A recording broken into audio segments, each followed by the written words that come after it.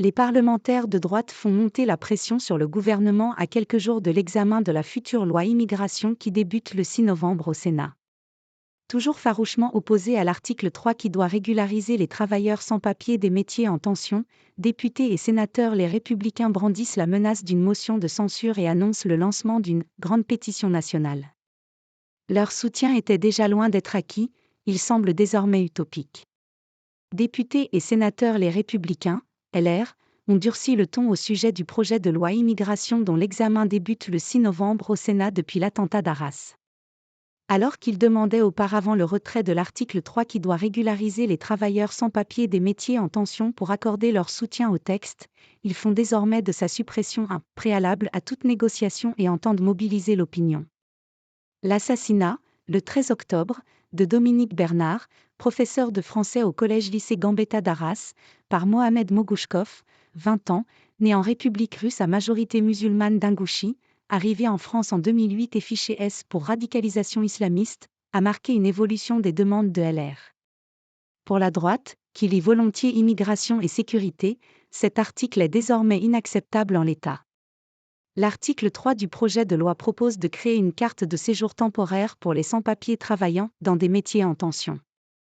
Elle serait délivrée de plein droit, sous réserve de la preuve, apportée par tout moyen, d'une ancienneté de résidence sur le territoire national ainsi que d'une expérience professionnelle salariée dans un emploi figurant sur la liste des métiers en tension. Le président de LR, Éric Ciotti, a annoncé, dimanche 29 octobre, le lancement d'une « grande pétition nationale » sur le thème de l'immigration, pour rassembler la majorité des Français qui veulent changer les choses et ne supportent plus l'impuissance actuelle. Puisque le président procrastine pour aller au référendum, je propose que les Français eux-mêmes imposent leur volonté, a-t-il affirmé dans le journal du dimanche, alors que son groupe parlementaire a déposé une proposition de loi constitutionnelle sur l'immigration qui sera examinée le 7 décembre à l'Assemblée nationale. Tous les sondages qui ont été faits démontrent que les propositions concrètes, pragmatiques et juridiquement étayées des Républicains sont soutenues par plus des 3/4 des Français. Or, nos concitoyens n'ont jamais, dans l'histoire contemporaine, été consultés directement pour qu'ils puissent s'exprimer en matière d'immigration. Le temps est venu de le faire, assure Éric Ciotti, par ailleurs prêt à brandir une motion de censure en cas d'utilisation du 49.3. La suppression de l'article 3 ne suffit pas. Au Sénat, le président du groupe LR, Bruno Retailleau, a lui aussi de nouveau fermé la porte à tout compromis sur l'article 3.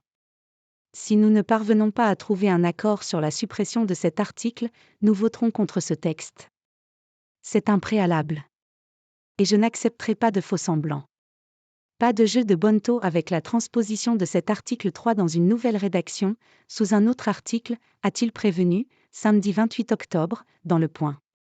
Avec l'attentat d'Arras, les parlementaires LR espèrent profiter du contexte pour imposer leurs revendications. Cela ne suffit pas, a ainsi martelé Bruno Retailleau, le 26 octobre sur Sud Radio, au sujet de la suppression de l'article 3, tout en énumérant une longue série de mesures qu'il compte ajouter lors du débat parlementaire, comme l'arrêt de l'aide médicale d'État pour les sans-papiers. De son côté, le Rassemblement national, RN, se contente d'évoquer l'article régularisant les sans-papiers comme une ligne rouge, mais n'exclut pas de voter le texte, comme l'a indiqué Marine Le Pen, dimanche 29 octobre, sur France 3. L'ancienne candidate à l'élection présidentielle et présidente du groupe RN à l'Assemblée a qualifié le projet de loi immigration de « petite loi avec des petites mesures qui améliorent un tout petit peu la situation ». Une députée Horizon sur la même ligne que LR. Le ministre de l'Intérieur, Gérald Darmanin, fait pourtant tout son possible pour faire preuve de fermeté face aux risques terroristes. Quelques jours après le drame d'Arras, il expliquait vouloir durcir encore davantage son projet de loi, notamment en permettant le retrait du titre de séjour lorsqu'une personne adhère à une idéologie djihadiste radicale ou en portant de 3 à 18 mois la durée maximale de placement en centre de rétention administrative pour les étrangers, fichés S ou des personnes étrangères, délinquantes. Le ministre a également abondamment communiqué sur les expulsions la semaine passée de 92 étrangers dangereux, délinquants ou radicalisés, décidés, à la suite des instructions de grande fermeté données, Gérald Darmanin détaillant même, samedi et dimanche, le profil de 16 personnes expulsées durant le week-end. Mais il tient, toutefois, à conserver l'article 3 dans son projet de loi. Avec le ministre du Travail Olivier Dussopt, on tient à cet article, a déclaré Gérald Darmanin, lundi 30 octobre, sur BFM TV.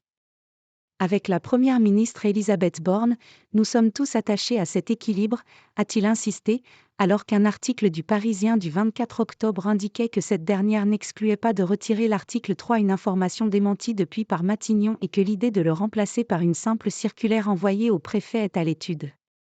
Face à ce qui ressemble à un moment de flottement de l'exécutif, près de 40 députés de l'aile gauche de la majorité ont écrit à la Première ministre pour réaffirmer leur attachement aux équilibres du texte initial, article 3 compris, et exiger un rendez-vous à très court terme, rapporte Le Figaro.